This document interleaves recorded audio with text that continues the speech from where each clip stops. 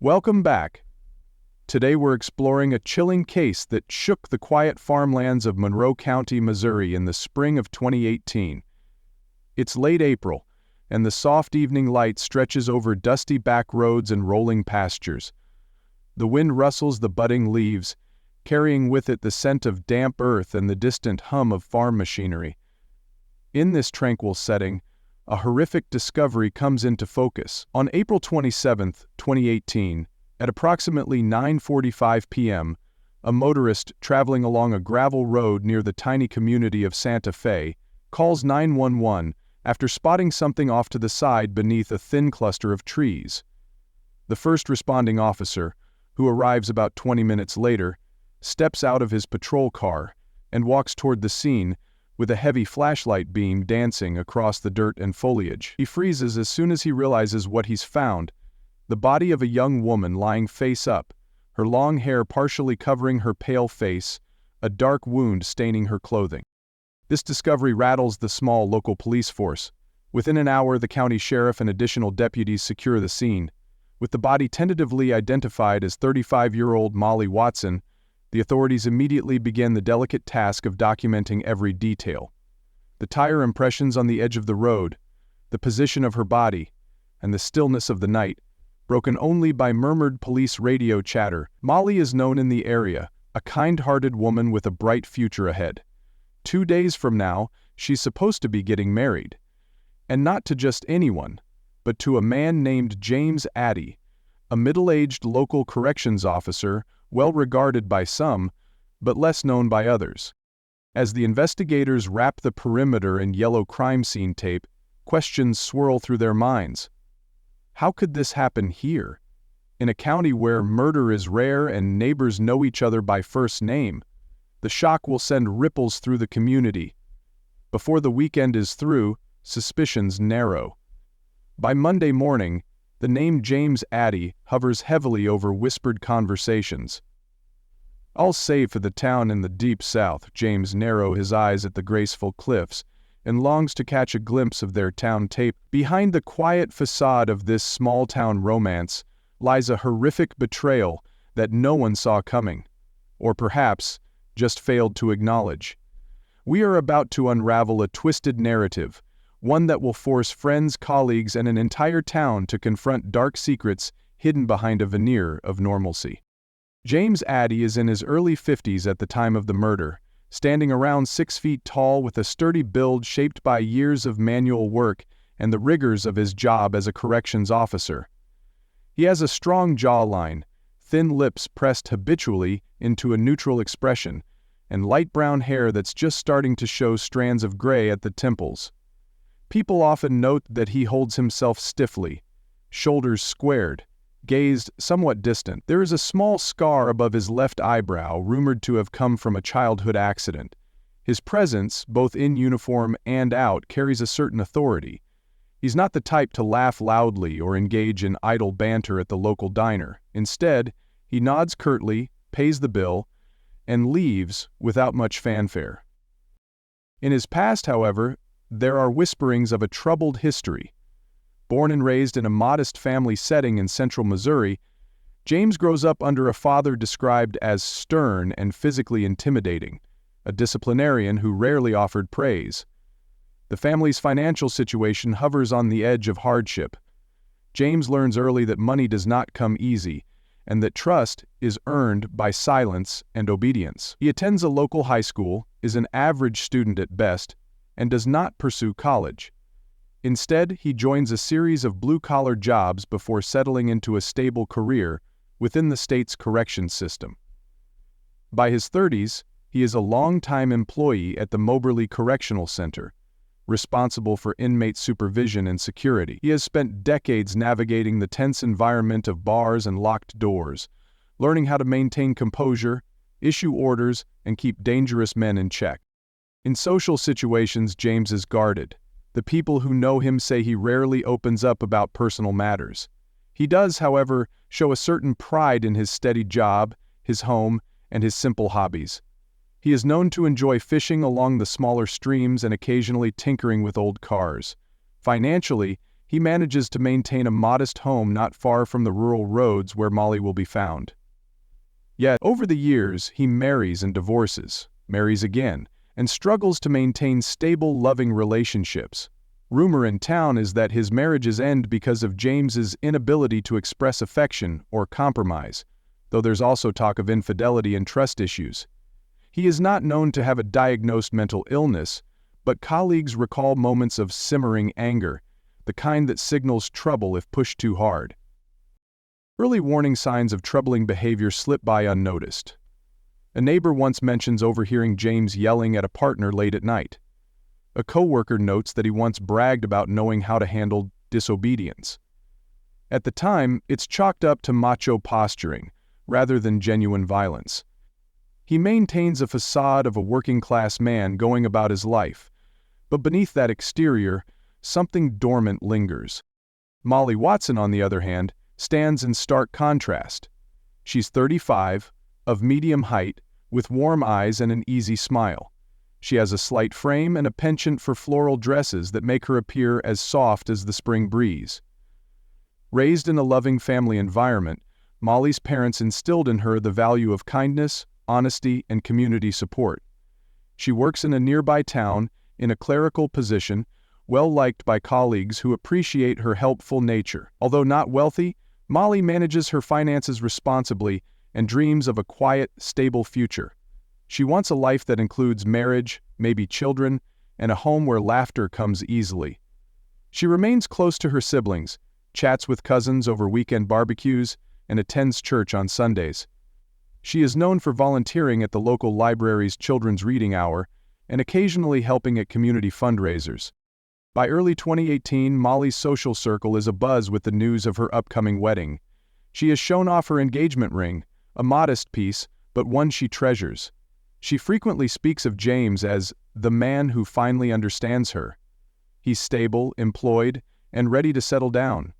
For Molly, who has endured a series of unremarkable relationships, James's steady presence seems like a gift. In the weeks leading up to the wedding, friends note that she appears happy, if somewhat stressed by the typical pre-wedding jitters. She is busy finalizing floral arrangements, picking up her wedding dress, and confirming the guest list. Her future plans include stepping away from her current job eventually to start a family. The day she's found dead, she had just finished running a few last-minute errands, including confirming the reception details at a local hall known for its rustic charm. Molly knows James through the tangled web of small-town connections. They meet at a local event. Some say it was a charity function, others claim it was a fish fry, and begin dating quietly. She is drawn to his quiet confidence, interpreting his stoicism as maturity. He, in turn, presents himself as dependable, a man who will always pay the bills on time and keep a roof over their heads.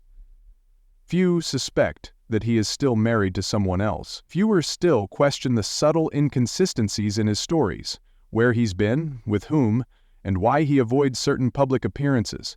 In these final months, Molly's life undergoes significant changes.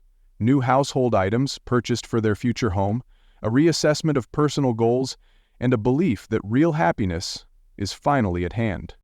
In 2018, Monroe County, Missouri, is a patchwork of small towns and farmland. The population is sparse, the pace of life slower than in the bustling cities. Rolling hills stretch beneath open skies, and winding two-lane roads lead to communities where everyone knows everyone else.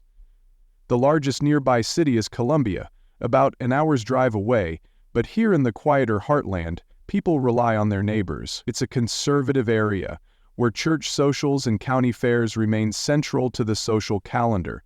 The economy is stable but not booming. Most people work in agriculture, education, local businesses, or commute to nearby towns for employment. In April 2018, the social climate reflects both tradition and change. Younger generations increasingly rely on the internet for entertainment, while older folks lament the fading of old-fashioned values. The weather that week is typical for Missouri in spring, variable with warm sunny days and cooler overcast afternoons. On April 27th, the evening air is a gentle 58 degrees, the humidity low, the breeze mild. Moonlight filters down through the trees where Molly's body is found, illuminating the gravel road in silvery patches. The crime scene itself, tucked away near a remote stretch of county land, has no immediate landmarks beyond a bent fence post and a small creek a few hundred yards away. Before this tragedy, community members rarely locked their doors. Kids played in backyards until dusk without a second thought. Now, as news spreads that a bride-to-be has been murdered just 2 days before her wedding, a cloud of fear and confusion settles over the region. Local radio stations break the news cautiously, and neighbors begin looking at one another differently. Did anyone see something strange on that road Friday night? Has anyone noticed unusual activity at James Addie's property? There aren't many flashy attractions in this corner of Missouri. The talk of the town usually involves the county fair, high school football games, or the price of feed. Local commerce centers around a handful of shops: a family-owned hardware store, a small grocery, and a diner that has served home-cooked meals for decades. That's why the murder is such a jarring event. Violent crime is rare, usually something heard about happening elsewhere. The most significant recent event people recall is the closure of a local factory a year earlier and a debate about whether to consolidate 2 small school districts. The gravel road where Molly's body lies, a narrow ribbon of stone and dust, is now forever etched into community memory. Investigators photograph everything: a broken twig that might have been snapped by a fleeing person, faint tire marks that might reveal a clue. The soft glow of police lights reflects off the weeds, casting long, shifting shadows. For local residents, the sense of safety they've long taken for granted is shattered. The horizon, once an open invitation to wander, now feels ominous. Molly and James first meet in a setting that seems innocuous enough. It's late summer of 2016, during a local volunteer event at a park near Moberly. The sky is clear, families mill about, and children run laughing through the grass. According to a friend of Molly's, she bumps into James near a refreshment table. He's offering to help stack chairs. She's replenishing a tray of cookies. Their conversation is brief and polite. Molly finds him reserved but polite, and James later recalls that Molly's laugh sounds genuine, lacking any pretense. Initial interactions unfold slowly. After their first meeting, weeks pass before Molly sees him again. This time it's at a community fish fry fundraiser at a local church. They chat about mundane things, work schedules, the mild weather, and the quality of the catfish on offer. Molly's friend notices that James lingers longer than necessary, as if waiting for Molly to extend an invitation to talk more. Soon, they exchange phone numbers. Casual coffee dates turn into dinners. Molly is delighted by his reliability. He shows up on time, insists on paying the check, and walks her to her car. She appreciates that he doesn't pressure her, that he seems content to let the relationship develop at a measured pace. By early 2017, they begin dating steadily. They share meals at small-town restaurants, go fishing by a local creek, mostly at James's insistence, and watch old movies at Molly's place. She introduces him to her parents in mid-2017, and they find him somewhat quiet, but not off-putting. They don't know about his past marriages, or that he's still legally tied to another woman. Molly's mother comments that James isn't particularly chatty, but Molly laughs it off, saying he's just a private person who's seen a lot at work. James frames himself as a protector figure, someone who understands the hardness of the world and will shield Molly from it. Their relationship seems to progress methodically. By late 2017, Molly starts telling close friends that James might be the one. He is attentive enough to her needs. He helps fix a leaky faucet in her home, suggests they open a joint savings account once they're married, and even drops hints about wanting a child. However, there are subtle red flags that Molly overlooks. He never wants to introduce her to his extended family. He avoids social media altogether, claiming he hates the invasion of privacy. He sometimes cancels plans at the last minute with vague explanations about work emergencies. Friends worry quietly that Molly is rushing. She's in her mid-30s and worried she might miss her chance at marriage and children. Perhaps this blinds her to warning signs. Others around them note oddities. A coworker of James mentions that he's different lately, checking his phone more often, sometimes growing irritable at minor inconveniences. Molly's sister once spots James at a hardware store, accompanied by a woman she doesn't recognize, though she chalks it up to a misunderstanding. The couple rarely attends bigger community gatherings together. When asked, James says he prefers smaller, quieter outings. As 2018 begins, wedding plans kick into high gear. They settle on a date, April 29, 2018, and Molly is ecstatic. She picks out a simple wedding dress, reserves a small banquet hall, and sends out invitations to family and close friends. James, however, seems strangely uninvolved in the details, leaving Molly to handle most arrangements. While some grooms prefer to step back, James's distance feels more than just apathy. He grows evasive. He forgets to pick up his tailored suit on time. He seems anxious whenever the conversation turns to marriage licenses or paperwork. Friends try gently to intervene, encouraging Molly to ask more questions about James's background. She dismisses their concerns, attributing his nervousness to last-minute wedding stress. A mutual acquaintance tries to pull James aside at a local bar one evening, warning him that marriage is a serious commitment and Molly deserves honesty. James responds curtly and leaves. Another subtle alarm. Molly finds a receipt from a motel in his truck, dated just weeks before the wedding. He claims it was work, a last-minute training he had to attend. Molly wants to believe him, so she does. Tension builds. Days before the wedding, James becomes quieter, if that's even possible. Molly's best friend tries to convince her to hold off, to talk openly with James about his past and any lingering doubts. Molly promises she will, right after the wedding. She believes a ring on their fingers will reassure her that everything is legitimate. Finally, it works. And after enough months to maintain a healthy, bracing relationship, Molly takes her husband to the widow's house for the wedding to get married. 2 nights before the wedding, on April 27th, the night Molly is killed, she sends a text to her maid of honor. "I'm nervous, but I'm sure it's just pre-wedding jitters." In retrospect, all the warning signs are there. James's secretive nature, his reluctance to talk about his family, the unexplained motel receipts, and his quiet evasiveness about certain details. Others see hints of his temper simmering beneath a calm veneer. Had anyone pushed harder, demanded answers, perhaps Molly would still be alive. But in small towns, confrontation is uncomfortable. People trust one another, give each other space. Unfortunately, that trust and lack of direct questioning allows the crisis to escalate unchecked. The final weeks before the murder bring a series of trigger events.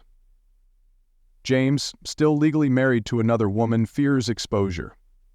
He receives a piece of mail related to his marriage license and panics that Molly will discover his secret. Instead of confessing, he grows resentful and feels cornered by the impending wedding date. Attempts to resolve their differences are minimal. James avoids serious conversation, while Molly, consumed by seating charts and floral arrangements, fails to notice how tense he's become. James experiences escalating behaviors behind the scenes. He starts researching ways to get rid of a person quietly.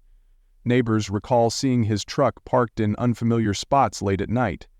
He stops calling his close relatives, withdrawing further into himself. Molly, meanwhile, begins to worry because James seems so distant. She mentions to a co-worker that James isn't as excited as I thought he'd be. It's not a direct cry for help, but a subtle sign that something's off. The coworker advises Molly to sit him down and talk it out, but she never finds the right moment. Friends try to help. Molly's sister attempts to take Molly aside to review the situation, urging her to ask James about his past relationships and clarify why she's never met his family. Molly brushes it off with a nervous laugh. After all, it's 2 days before the wedding. Everything is set. Canceling would be humiliating. There are near-miss incidents, moments that might have changed fate. One evening, a few days before the murder, Molly plans a surprise visit to James's home. If she had arrived just a bit earlier, she might have caught him burning letters in a backyard fire pit. These letters, as investigators later theorize, could have contained information about his other marriage. Another time, Molly's brother stops by unexpectedly, to talk wedding details, and glimpses a strange look on James's face, a mixture of panic and resolve. But he says nothing, attributing it to nerves. James issues subtle threats. He tells Molly not to pry into his personal business, that he values his privacy. She thinks he's just stressed, not recognizing the underlying menace. When a friend jokingly teases James about locking it down after the wedding, James responds with an icy stare. Later, at a store, James refuses to engage with a clerk who asks about the upcoming nuptials, walking away muttering something under his breath. Molly never seeks help from authorities or domestic abuse hotlines because she doesn't believe she's in danger. She's happy, if a bit nervous, about the future. Sadly, others who might have intervened don't see enough concrete reason to do so. There are missed opportunities. A family member could have demanded to see James's divorce papers. A friend could have followed up on those odd motel receipts. A co-worker could have encouraged Molly to postpone the wedding until she got satisfactory answers. But it's a rural community, and people hesitate to intrude on what they view as private matters. By April 27th, the final warning signs appear. James avoids all calls from Molly that afternoon. When she finally drives out to meet him later that night, possibly at his request, she doesn't tell anyone where she's going. Witnesses later recall seeing her car heading down that gravel road around 9:30 p.m. She's wearing casual clothes, not her wedding ring hidden somewhere in the car, ready to show him that their big day is near. The wind is calm, the sky clear, and the crickets chirp softly. Molly's heart might be fluttering with anticipation, thinking they'll talk and smooth things over. Instead, she steps into a deadly trap. It's April 27th, 2018, around 9:30 p.m. The moonlight is bright enough to cast shadows on the rural road where Molly's car rolls to a stop. The air is crisp and carries a faint scent of grass and damp soil. Molly steps out, looking around for James. It's quiet, dearly so. The distant hum of a distant highway barely registers. She might call out his name softly, "James! I'm here." James emerges from the darkness, tense and grim. He's chosen this location carefully, a secluded stretch of gravel road bordered by thin woods and farmland beyond. Few pass by this late. The conversation that follows is lost to history, but investigators imagine it involves Molly's confusion. She might question why they're meeting here, why he's acting distant. He provides no comforting words. Instead, he draws a firearm.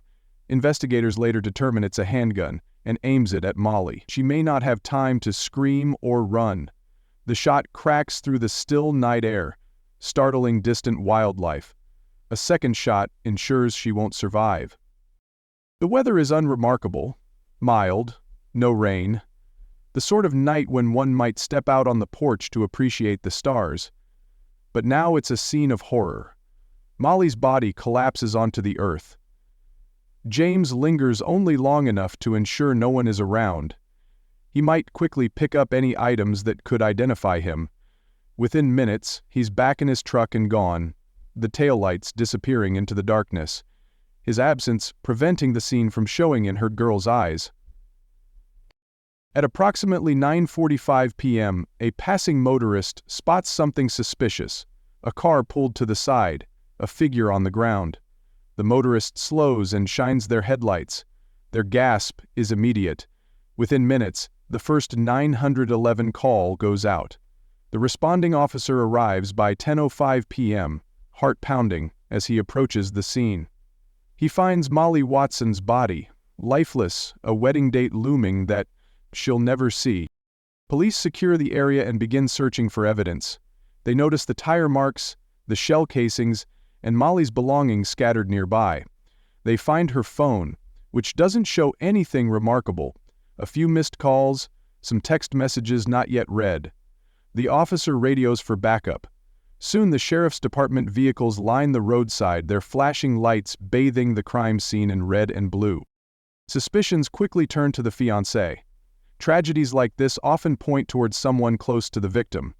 By early morning, investigators learned that Molly was set to marry James Addie in 2 days. That raises immediate red flags.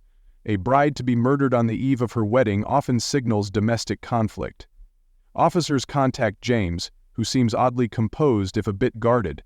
When they reach him at his home around dawn, they note his demeanor, the inconsistencies in his responses, and a distinct lack of visible grief.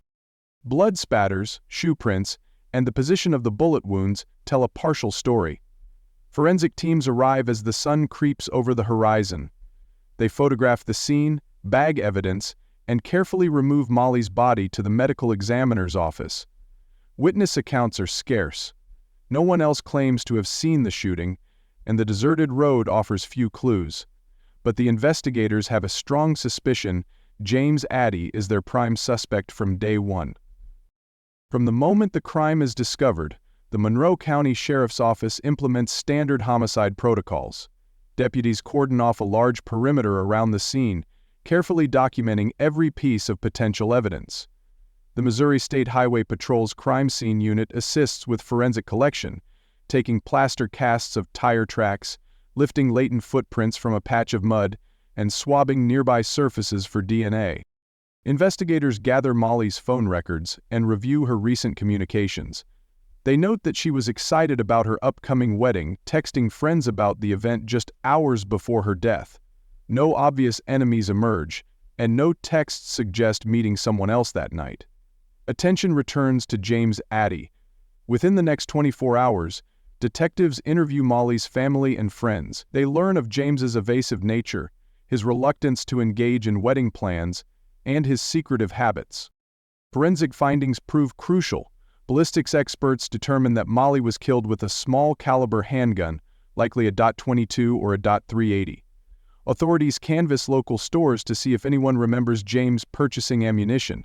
Meanwhile, forensic techs analyze Molly's clothing for gunshot residue, examine her car's interior for prints, and review surveillance footage from nearby roads, though in rural areas surveillance is scant. Witness interviews prove challenging. Most people have little to add.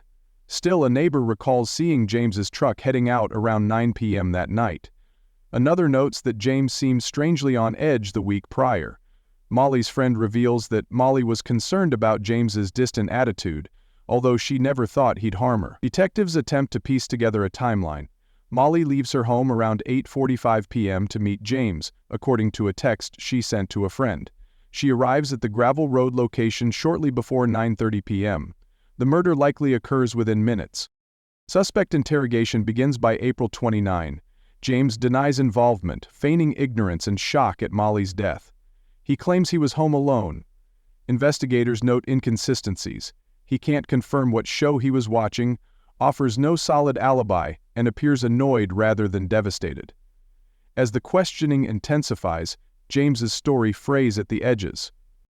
Search warrants follow. Investigators search James's home, looking for firearms, ammunition, and any documents related to Molly or the wedding. They discover items that cast doubt on his claims. Letters suggesting he never finalized his divorce from his previous wife, suspicious receipts, and internet search history pointing toward violent resolutions to personal conflicts. Expert consultations with forensic psychologists suggest that James's stoic demeanor might mask deep-seated fear of being exposed as a bigamist. This motive aligns with a scenario where he kills Molly to avoid scandal and financial burdens. Breaking developments emerge when ballistics match a gun found hidden in James's garage crawlspace to the shell casings at the crime scene. DNA tests link fibers found on Molly's clothing to upholstery in James's truck. Detectives confirm that James's previous marriage is still legally binding. This explains the motive. Confronted with a wedding that would spotlight his fraudulent situation, James panics and chooses murder over truth. On May 12, James Addie is arrested at his home. The details of his arrest are quiet. No dramatic chase or gunfire. Handcuffed and placed in the back of a patrol car, he maintains a stoic front, offering no confession.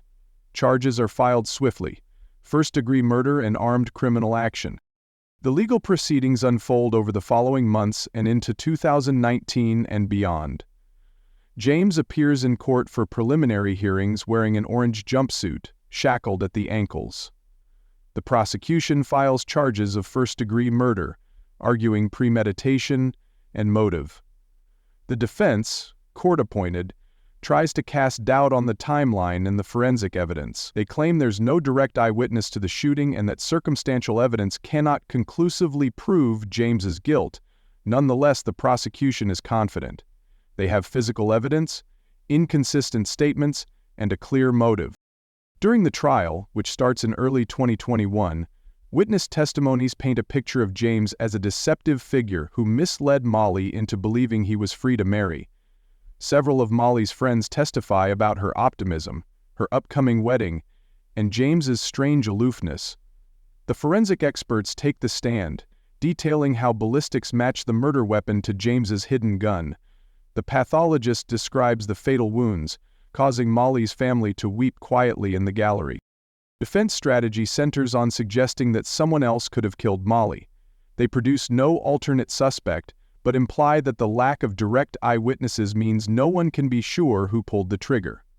The prosecution counters with a mountain of circumstantial evidence, phone records and financial documents showing James's desperation. Prosecutors highlight James's deception, illustrating that he stood to lose everything: his reputation, financial stability, and possibly face legal consequences for bigamy if Molly discovered the truth. After days of testimony, the jury deliberates. In late April 2021, they return with a guilty verdict on the charge of first-degree murder.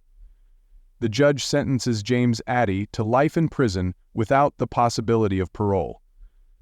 The defense files appeals, but given the strength of the evidence, few believe the outcome will change. In the aftermath, the victims' families are left shattered. Molly's parents, who expected to celebrate a wedding, now plan a funeral and memorial service. The community, once so trusting, feels the sting of betrayal. The media coverage is extensive, with local news outlets following the trial closely and occasionally attracting statewide attention. Small communities rarely encounter such a premeditated and callous crime, so this case leaves a lingering scar. Long-term effects ripple through Monroe County. Residents become more cautious about who they trust. Churches hold candlelight vigils for Molly. Local organizations encourage people to speak up if they notice warning signs of domestic abuse or suspicious behavior in relationships. Some citizens push for legislative changes to tighten background checks on marriage licenses, though these measures meet with mixed results. Memorial services for Molly take place in a small church where she once sang in the choir. Friends and family share memories of her kindness, her laugh, and her dreams for a simple, happy life. The community establishes a scholarship fund in her name, designed to help local women pursue higher education. Over time, this fund becomes a quiet but lasting legacy, turning tragedy into a source of future hope. Media coverage eventually wanes, but true crime enthusiasts continue to discuss the case online, dissecting details and exploring the psychological profile of James Addie. Experts highlight the importance of recognizing red flags in relationships.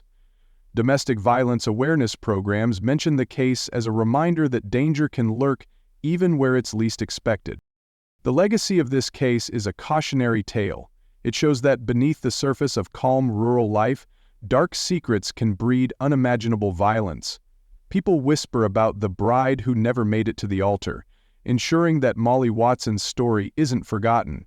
Meanwhile, James Addie sits in prison, a grim reminder that lies and desperation can lead to unspeakable acts. As we reflect on the case, it's clear that it alters the community's perception of safety and trust. The tragedy sparks dialogues about intervention, the need to ask hard questions, and to believe victims when they sense something amiss. The legal proceedings and the subsequent conviction reassure the community that justice, though painfully slow, can be achieved. But no sentence can bring Molly back or erase the grief her loved ones endure. Don't forget to like and subscribe for more true crime stories. In the comments below, share your thoughts on this case, discuss similar cases you know, and consider how communities can protect themselves from predators who hide behind a facade of normalcy. This story of betrayal and murder doesn't just end with a verdict. It continues to resonate, prompting deeper questions about love, trust, and the lengths they go to protect their secrets. If you found this case compelling, you might also be interested in learning about other tragic stories of deception and violence that have shaken seemingly peaceful communities. We encourage you to leave your opinions, experiences, and related discussions below, fostering a community dedicated to awareness and prevention.